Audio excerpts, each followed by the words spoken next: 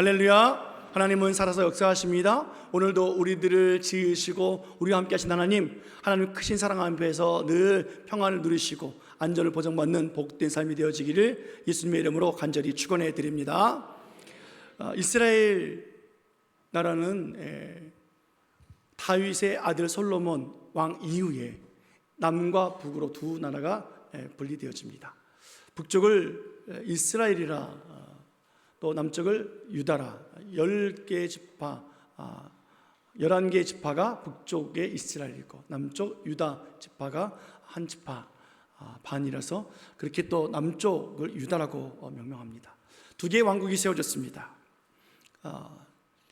그래도 남쪽 유다는 하나님 말씀을 끝까지 붙잡고 왕과 백성들이 하나님을 신실하게 믿었고 북쪽은 하나님도 섬기고 다른 것도 섬기고 혼합적으로 섬겼던 그러한 나라였습니다.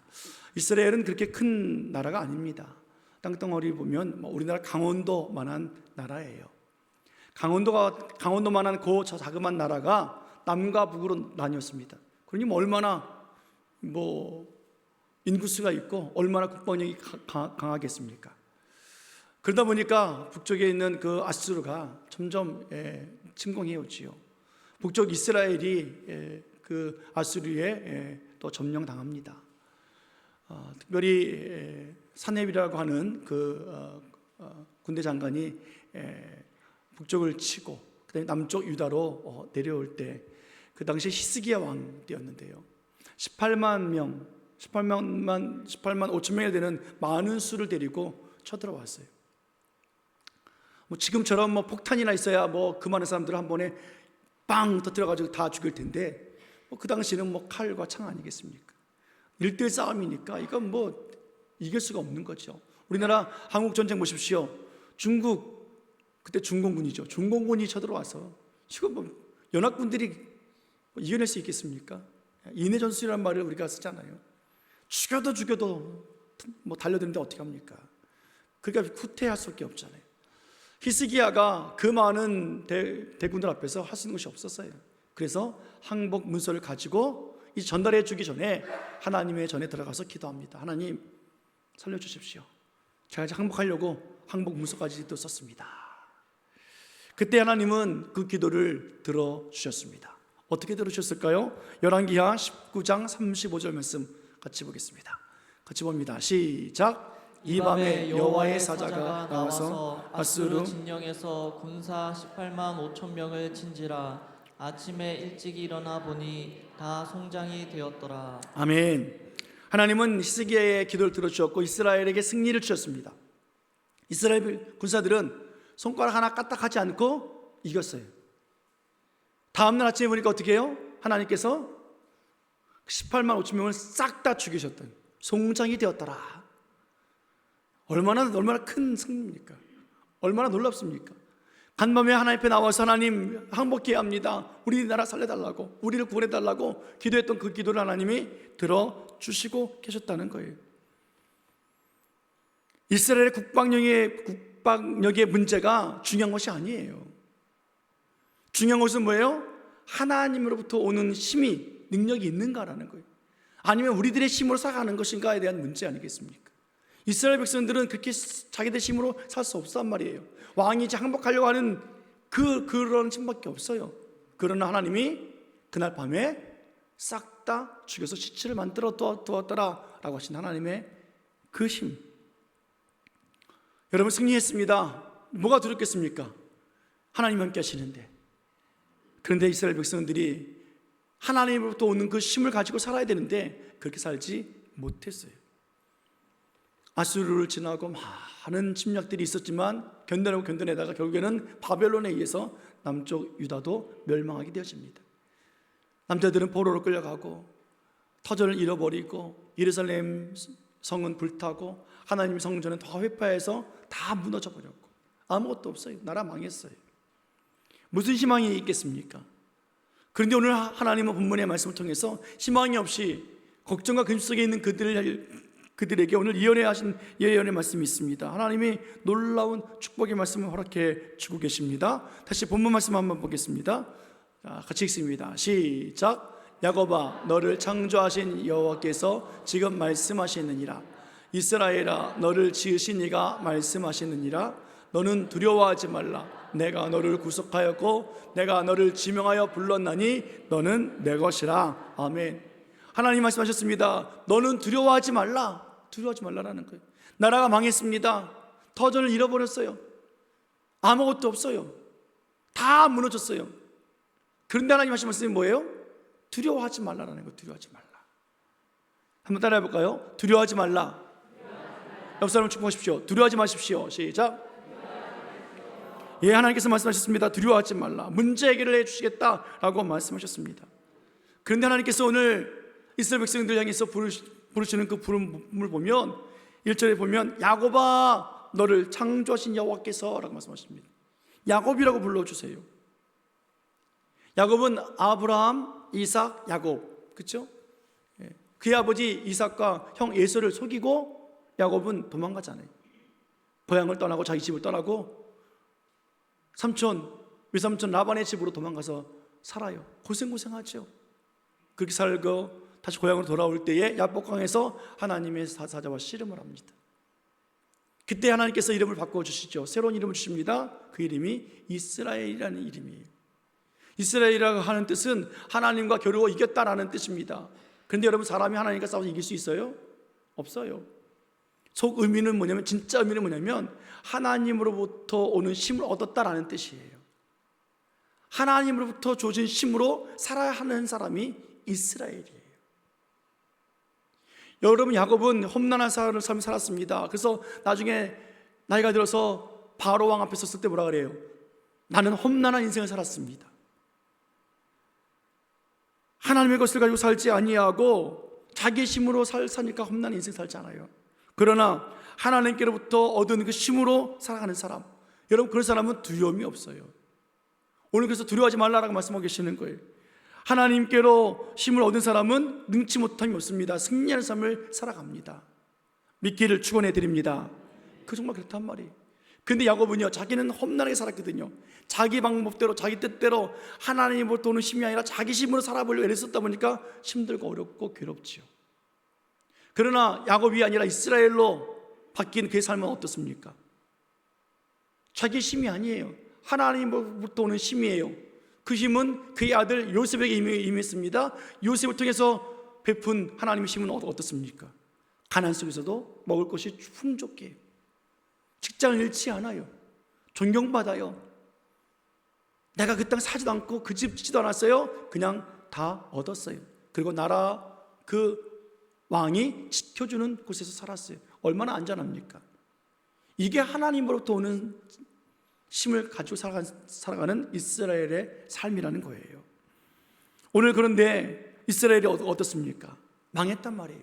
나라가 작고 국방력이 약해서 그래서 전쟁에서 진 것이 아니라 오늘 야곱아 말씀하시면서 내가 널 창조했다. 하나님의 말씀 가지고 그 아브라함과 이삭과 야곱, 약속의 아들로 창조했는데, 그래서 약속을 붙잡고 살아가야 하는데 이스라엘 백성들은 그렇게 하나님 주시는 힘으로 약속으로 살지 않았다. 그래서 너의 나라가 망했다. 너의 인생이 힘들고 어렵다 라고 말씀하고 있는 거잖아요. 너를 창조하신 여호와, 이 창세기 1장에 나오는 말씀이잖아요. 하나님이 세상을 창조하셨다. 오늘로 바라라는 뜻이에요. 바라라고 하는 단어를 써요. 하나님 만들다, 창조했다, 그런 뜻이에요. 오늘 그렇게 하나님이 만드셨고 약속도 주셔서 언약을 맺으신 그 백성, 하나님의 창조의 목적을 따라 살아야 될 것이고 언약을 따라 살아야 되는데 이스라엘은 그렇게 살지 아니했어요. 야곱처럼 그렇게 살아왔다라는 거예요. 그런데 그 험난한 그들의 인생 속에 하나님은 놀라운 은혜를 베풀어 주시는 그런 말씀을 또 해주고 계시네요. 바로 이어서 뭐라고 말씀하십니까? 이스라엘아, 너를 지으신 하나님이다 라고 말씀하고 있어요. 여기서 이스라엘아 부르시면서 너를 지으신 이라고 하는 이 단어는 창조라는 단어, 만들다라고 하는 단어, 바라라는 단어를 쓰고 있지 않아요.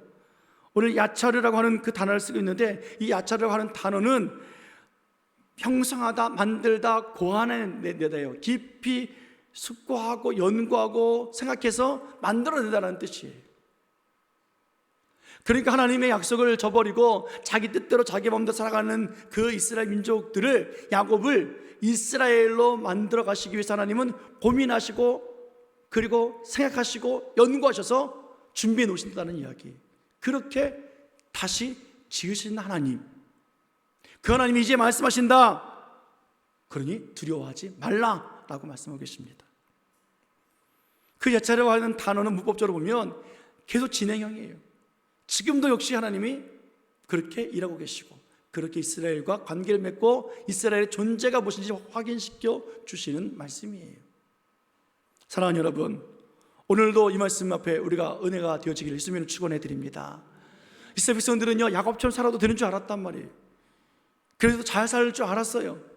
하나님을 떠나도, 하나님을 잊어버려도 괜찮을 줄 알았어요. 그런데 안 되잖아요. 야곱과 같이 험난한 삶을 살았고 나라가 망했고 전쟁에 어려움을 당하는 그런 민족. 그러나 하나님은 오늘 이스라엘로 그들을 회복시키시고 다시 지으셔서 하나님의 마음의 계획을 가지고 깊이 생각하시면서 준비시키시는, 그래서 하나님 손 안에 그들을 두시는 하나님의 놀라운 은혜가 있음을 우리들에게 말씀해 주고 있습니다. 내가 너를 구속하였다. 값을 치르고 사셨다는 거잖아요. 속량하셨다. 내가 너를 지명하여 불렀다. 그래서 너는 내 것이다 라고 말씀하고 있습니다. 여러분, 우리는 하나님의 것이라는 것을 여러분께 우리는 기억해야 돼요. 하나님의 것에, 하나님께 속한 사람은요, 망해도 두려워하지 않아요. 다 무너져도 두려워하지 않아요. 왜요? 하나님이 정말로 깊이 생각하시면서 준비해 놓으신 놀라운 지으심이 있기 때문에 그래요. 그분이 우리의 하나님 되심을 우리는 또 오늘도 고백합니다. 오늘 야곱은 어떤 사람입니까? 형을, 아버지를 속이고 도망갔잖아요. 그리고 홀로 살아요. 얼마나 외롭습니까? 고향으로 돌아오기도 못해요. 돌아올 때도 형이 그냥 자기 죽일까 봐 어떻게 해요? 자기 재산을 또 막 나눠서 선물입니다 막 그러면서 자기 생명 보존하기 위해서 얼마나 했습니까? 가련한 인생이잖아요. 그의 고백처럼 정말 험난한 세월을 살았지 않습니까? 이스라엘의 12지파 중에서 한 지파, 그리고 한 족속, 한 가정 이야기를 한번 해볼게요. 하나님의 택한 백성들 가운데 하나님의 귀한 성전을 감당하고 성전의 문지기로 찬양하는 자로 세움받았던 한 가정이 있어요. 족속이 있어요. 근데 그 조상들이 어떤 사람들이었냐면 광야 생활 속에서 하나님을 믿지 않다가 땅이 갈라져서 땅이 다 삼켜서 땅에 묻혀서 죽인 그런 가정이에요. 고라라고 하는 사람이. 그 가정 다 죽었는 줄 알았는데 그 자손들이 살아 있었어요. 그리고 하나님의 귀한 직분을 감당하는 그 삶을 살아갑니다. 그런데 보통 가정과 다른 거예요. 보통 족속과 다른 거예요. 주의 일에 헌신하며 살지만 그들의 삶의 형편은 너무나 힘이 들어요. 아버지를 자랑할 수 없는 수치스러운 삶을 자식들이 다 담당하고 살아간단 말이에요. 시편 88편에 보면 그들의 구구절절한 애절함이 정말 가슴을 찔러요. 가슴을. 한번 볼까요? 시편 88편 우리 3절로 7절까지 말씀 보겠습니다. 같이 읽습니다. 자, 시작. 무릇 나의 영혼에는 재난이 가득하며 나의 생명은 수월에 가까웠사오니 나는 무덤에 내려가는 자같이 인정되고 힘없는 용사와 같으며 죽은 자 중에 던져진 바 되었으며 죽임을 당하여 무덤에 누운 자 같으니이다. 주께서 그들을 다시 기억하지 아니하시니 그들은 주의 손에서 끊어진 자니이다. 주께서 나를 깊은 웅덩이와 어둡고 음침한 곳에 두셨사오며 주의 노가 나를 심히 누르고 주의 모든 파도가 나를 괴롭게 하셨나이다. 아멘. 재난이 가득해요. 생명은 지옥에 가까이 있는 것처럼 보여요. 힘없는 용사와 죽은 자 중에 던져진 것 같이 무덤에 누워있다고 말해요. 자기들 조상들 하나님은 다시 기억하지 아니하고 주의 손에서 끊어진 사람들이래요. 그런 후손들이 얼마나 힘들냐고요. 6절에 보니까 자기들은 깊은 웅덩이와 어둡고 음침한 곳에 자신을 두어서 살아가는 인생 같대요. 얼마나 기가 막힙니까?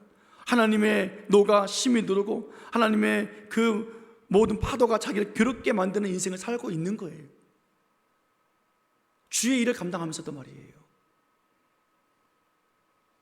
그러나 이런 상황 속에서도 보라 자손은 희망이 있었어요. 그들의 희망의 고백을 같이 한번 또 들어보죠. 시편 88편 9절 말씀 보겠습니다.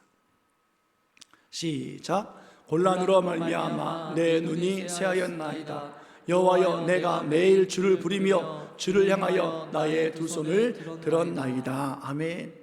그들의 희망이 뭐예요? 매일 하나님의 이름 부르는 거예요.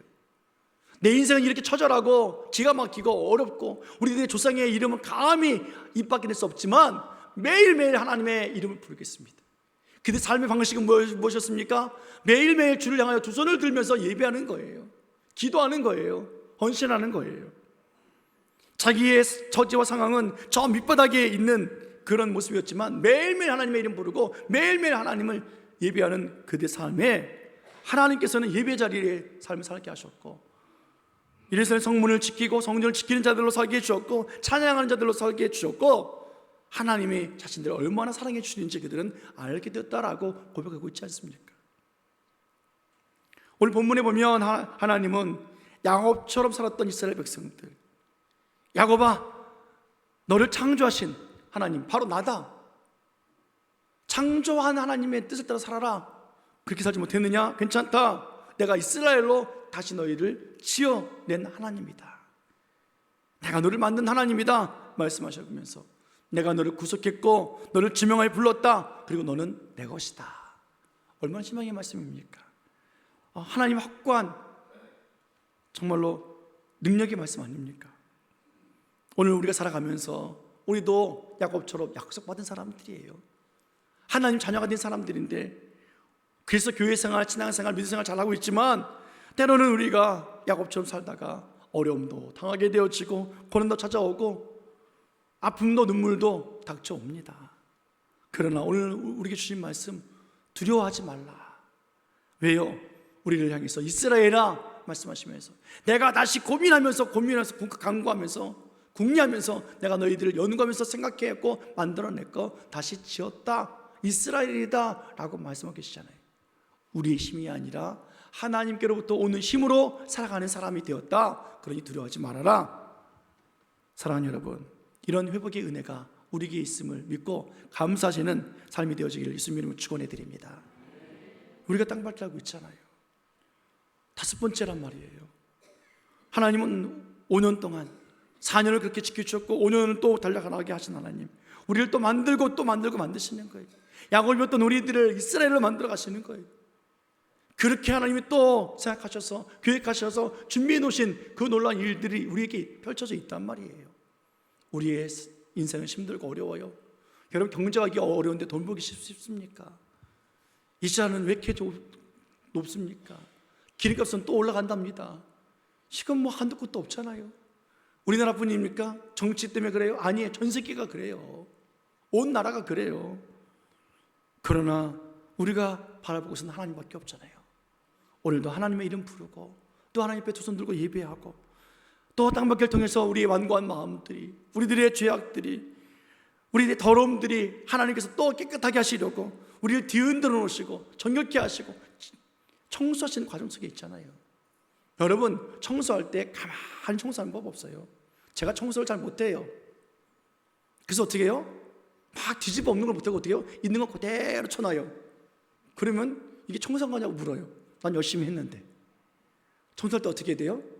그냥 들추고 막 털어내고. 여러분, 먼지를 펴야 청소된 건 아니겠습니까? 먼지 날까 봐 두렵습니까? 안 되는 거예요. 우리 속마음이요, 하나님 뒤집어 엎으셔야 돼요. 흔들어 놔야 돼요. 그래야 청소가 되어지는 거지. 여러분, 하나님 저는 아프지 않게 해주세요. 고난 없이 해주세요. 그러면 저같이 청소가 될 수밖에 없어요. 사랑하는 여러분, 하나님이 우리를 만지십니다. 하나님이 우리를 지으셨습니다. 야곱이었던 우리들을 이스라엘아, 내가 너를 지은 여호와라, 두려워하지 말라 라고 말씀하시는 하나님이십니다. 하나님의 그 성령의 능력으로 제거되어지고 변화되어지면 우리는 죄를 볼 수 있고, 그 죄를 보게 되면 깨닫게 되어지고 회개하게 되어지고, 그래서 하나님의 구원의 역사를 이룰 수 있고 또 제사함 받아서 기쁨으로 영광으로 살아갈 수 있는 우리들의 모습 아니겠습니까? 이것이 하나님의 놀라운 계획이고 방법이라는 거잖아요. 지난날에 우리가 함께 기도했던 것처럼 경상도 지역에 얼마나 큰 산불 피해가 있었습니까? 여러분들이 또 헌금해 주시고 또 한 마음 되어 주셔서 또 한 달 동안 또 기도해 주시면서 정말로 우리 잘했습니다. 재정부로부터 제가 그걸 건네받고 정말로 어디다가 이거를 섬겨야 될까? 총회에 계좌를 보낼까? 아니면 올디비전으로 보낼까? 하다가 하나님이 주신 마음은 뭐냐면 직접 가보고 싶다라는 마음을 주셔서 그래서 막 물어봤어요. 막 총회도 물어보고 노예도 물어보고 교회에 와 전화번호도 좀 있느냐 어디가 그랬냐. 근데 안 가르쳐줘요. 왜요? 계좌로 보내라는 거지. 안 가르쳐줘요. 그래서 뭐 인터넷 뒤지고 뭐 지인들한테 물어보고 집사람한테 또 뭐 어디 좀 알아보라고 그러고 그래서 어떻게든 찾아가지고 그냥 대략 그냥 그 지역하고 이름 교회 이름들만 그냥 알게 됐습니다. 그걸 직접 찾아가 보기로 했어요. 정확히 정보가 있었다 그러면 장로님들과 함께 가서 함께 했으면 좋겠는데 갑작스럽게 또 움직이게 됐습니다. 온세대 예배 마치고 또 다음날 또 휴일이고 해서 주일날 예배 마치자마자 그냥 출발했어요. 하나님께서 저에게 선교지를 돌 때도 이 방법을 사용하시거든요. 또 어려운 교회를 섬길 때도 그렇고요. 미리 언제 갑니다 그러면요 다 준비해놔요. 그리고 제가 가서 대접받다 와요. 하나님께서 그걸 아시니까 제가 선교대학원 공부한 이후로부터 늘 주신 말씀이 뭐냐면 우리 교회 일정에 따라서 제 목회 사역에 따라서 일정을 정하지요. 그리고 연락을 안 해요.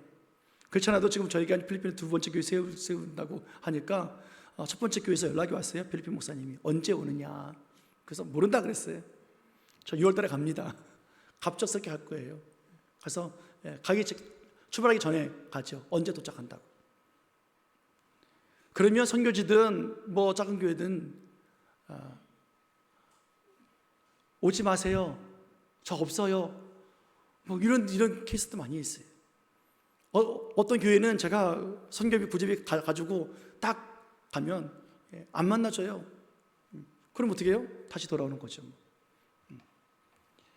그런데 그래도 만나고 싶어야 된다 그러면 부족하지만 만나겠습니다. 쫓아오고 만나고 함께 기도해 달라고 그러고 이번에도 그런 마음을 주셔서 갑작스럽게 또 가게 됐습니다. 원래는 영덕에 있는 교회를 소개받았어요. 교회가 다 막 불타고 있는 막 영상을 보게 됐고 그런데 그런 교회가 많이 이제 소문이 나다 보니까 대형 교회들이 막 억 단위로 막 이제 후원을 하고 성금을 도와주고 있고 선교단체에서 도와주고 있더라고요.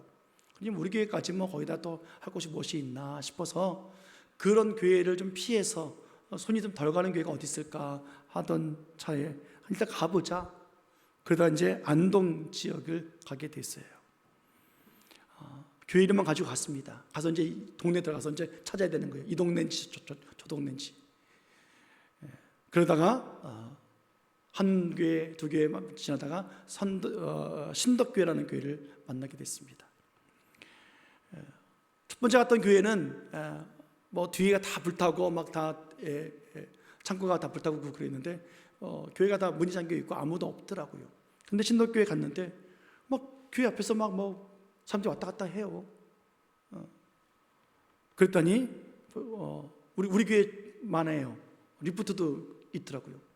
이 교회 뒤편으로 사택이 있고 사택 뒤에 창고가 있고 거기에 바로 뒤가 산이에요. 그런데 2주 전에 교회에서 큰 나무들을 다 뱄대요. 교회 가까이 있는. 감사하게도 그거 안 뱄으면 교회까지 다 불타는 건데 그래서 작은 나무들이 있으니까는 그 작은 나무 타가지고 창고에 불이 붙고 사택에 불이 붙고 그래서 교회가 조금 이제 사택이 다 홀랑 타버렸어요. 그리고 동네에 다 불탄 사람들, 집 없는 분들 그런 분들을 1층 교회에서 또 생활할 수 있도록 그렇게 공간을 마련해 놨더라고요. 참 흉측한 건물만 보게 되었고요. 어느 동네는 딱 들어가니까 여러분 동네 초입에 들어가는데 창문을 여니까 아직도 한 달이 지났는데도 탄내가 지금도 나요. 그러니까 할머니 한 분이 지나가시는데 마스크 쓰고 마스크도 안 되니까 거기다 뭘 또 이렇게 두르셨더라고. 온 동네가 탄내예요, 탄내. 그리고 좀 지나니까 다 포크레인으로 다 흉측한 건물들 다 때려 부셔서 그냥 벽돌만 있는 곳을 보고 왔습니다. 영상 좀 보여드릴게요. 영상 틀어주시겠어요?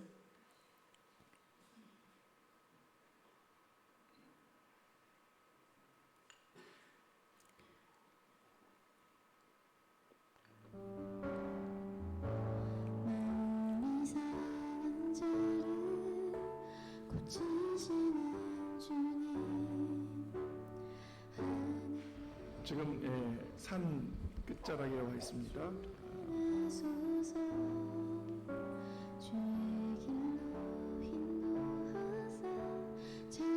교회 뒤편이에요. 그러니까 아직 동네까지 들어오지 않은 산들이에요.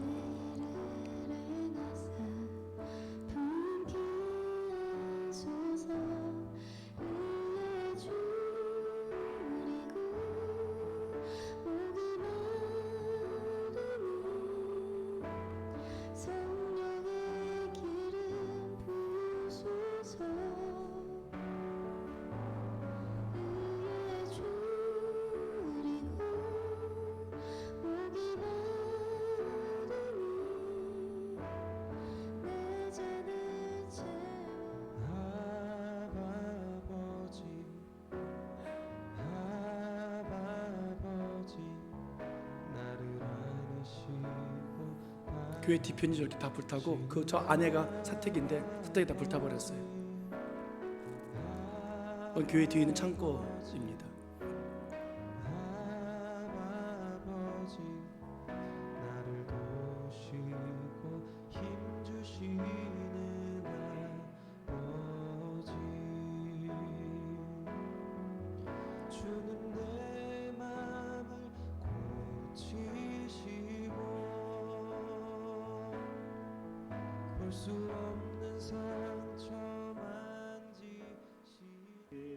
귀한 종들 또 자녀들을 예배 가운데 세워주셨는데 아버지 온 동네가 이렇게 어려움을 겪고 있습니다.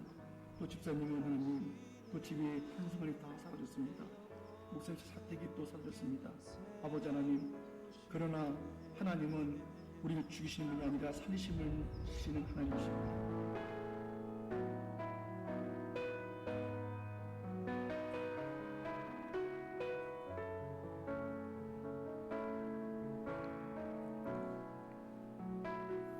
저러고 사시는 거예요. 집 없이 그냥.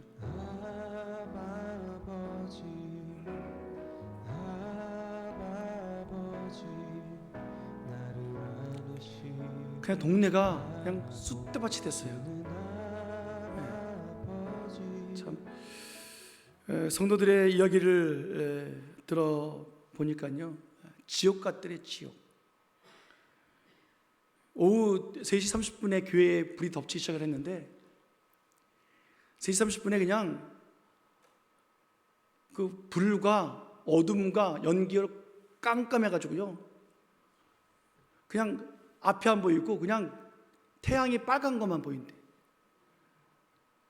그 불이 산에서부터 이렇게 덮치는데요, 이건 어떻게 할 수 없어서 그냥 집에서 그냥 빨리 도망가는 수밖에 없대요. 뭘 챙길 시간이 없고요, 그냥 옷 입은 채로 그냥 빠져나가기에 급했고, 밖에 계셨던 분들은 집에 가서 뭘 가져갈 틈도 없어요. 사람 뛰는 것보다 불이 더 빠르더래요. 아까 그 농협 타버렸거든요. 은행. 그냥 동네 한복판에 있는 은행이에요. 앞에는 그 주민자치센터가 있고, 그 불똥이 튀겨서 어떻게 해요? 그냥 동네 한복판에. 비닐하우스는 뭐 불똥만 튀기면 불이 붙으니까 그냥 집들이 그냥 깨지고 터지고 난리가 난 그런 적을 봤습니다. 제가 그 가정에 집 타다 마른 것들 찍었잖아요. 그 세탁기 찍어왔잖아요. 그건 그냥 집에 타다 남은 거고, 집에서 불나면 보통 그렇게 타잖아요.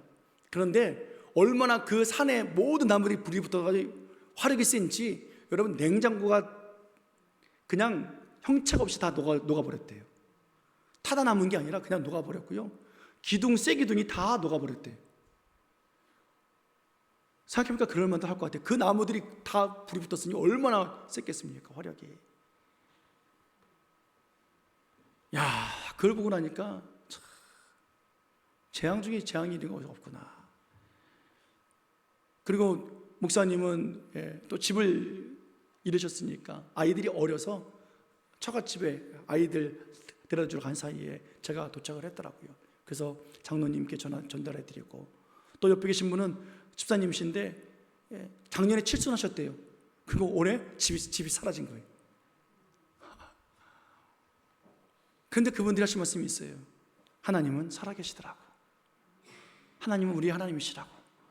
어떻게 소문 듣고 오셨는지 서울에서, 경상도에서, 전라도에서, 저희 경기도에서 다 와서 그렇게 다 위로해주고 갔다고. 전라도 어느 교회는요, 성도가 8명이래요. 8명. 그런데도 찾아와가지고 위로해주고 갔다고. 참, 그러면서 하나님의 사랑의 빛을 지고 있다고 그렇게 이야기하고, 우리 교회도 감사를 전해 주셨습니다. 그냥 그렇게 살아가는 거예요. 먹을 것도 없이 그냥, 건진 것이 없으니까 옷 입은 채로 나왔으니까.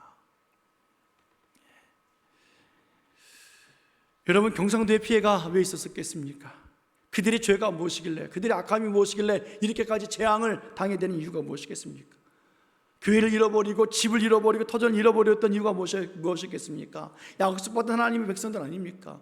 야곱의 창조자 하나님을 바라봤던 사람들 아니겠습니까? 그러나 그들이 언약을 가지고 살았음에도 불구하고 아마 하나님의 약속보다는 자신의 계획과 자신들의 뜻을 야곱처럼 살았기 때문은 아닌가, 그 생각을 가져봅니다. 그럼 그들뿐이겠습니까? 우리는 어떻습니까? 집을 잃지 않았고 교회를 잃지 않았을 뿐이지, 그들은 직접적으로 당했다면 우리 간접적으로 당한 것 아니겠습니까? 오늘 그럼에도 불구하고 하나님은 어떤 재앙이 있어도, 어떤 재해가 있어도 그 성도님들의 고백처럼 하나님은 살아계십니다, 하나님 우리와 함께 하셨습니다 하는 고백처럼 오늘 우리들에게도 하나님 함께 하신 하나님이십니다. 그 바라의 하나님이, 야차리의 하나님이 되어주셔서 우리를 또 생각하셔서 만들어 가신 하나님, 그 하나님을 알게 해주신 하나님, 우리를 그렇게 인도하신 하나님 아니십니까? 매년 봄만 되어지면 우리 교회는 땅받기를 하잖아요. 야곱처럼 살았던 내 중심의 삶이 바뀌어서 하나님의 뜻을 따라서 하나님이 생각하시고 연구하시고 고안하셔서 만들어내시는 그 지으심의 하나님, 그 하나님이 얼마나 위대하신지 우리는 알아야 될 것이고, 고라 자손의 인생이 캄캄하고 어두웠던 것처럼 재지역 당했던 그 성도들이 어둠이었습니다, 캄캄했습니다, 지옥이었습니다 말했던 그 속에서 하나님은 구원해내셨고 지켜내셨고, 그리고 희망으로 살게 해주셨고. 안타까워하는데 그분들은 웃어요. 그래서 장로님이 고집사님한테 이런 얘기 하더라고요. 아우, 좋겠어, 새집 지을 수 있어서. 왜 새집 지을 수 있어서 좋겠습니까?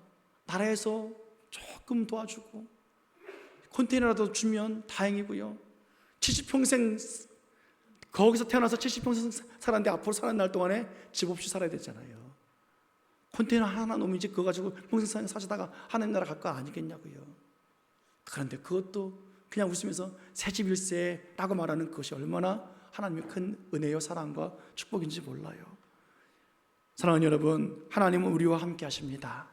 우리를 구속하시고 지명하여 불러내셔서 두려워하지 말라라고 말씀하고 계십니다. 5월달 가정의 달입니다. 두려워하지 않고 살아가시길 예수님을 축원해 드립니다. 정말 땅밖을 통해서 또다시 우리가 새로워지는 우리들의 삶이 되어지길 원하고, 그 하나님을 바라보기를 원하고, 오늘 피해 지역을 위해서 우리가 손을 모았고 또 기도했고 마음을 쏟았던 것처럼 하나님의 손이 우리에게 임하고 하나님의 마음이 우리에게 임하고 하나님이 우리와 함께 하심으로 말미암아 우리의 삶이 안전케 되어지고 또 강건케 되어지는 삶, 고라 자손들이 어둡고 캄캄하고 침침한 환경 속에서도 날마다 하나님의 이름을 부르며 하나님 앞에 두 손 들며 예배했던 그 삶, 그것이 오늘 우리들의 삶의 모습 아니겠습니까? 그렇게 또 한 달을 살아내시고 그렇게 믿음으로 살아내시고 그렇게 살아가는 우리들의 어버이의 모습이 자손들에게 보여지고 또 증거되어지는, 그렇게 두려움 없이 은혜로 승리하며 살아가는 저와 여러분들과 온 가정 식구들 되어지기를 예수님의 이름으로 간절히 축원해 드립니다. 축원합니다. 기도하시겠습니다.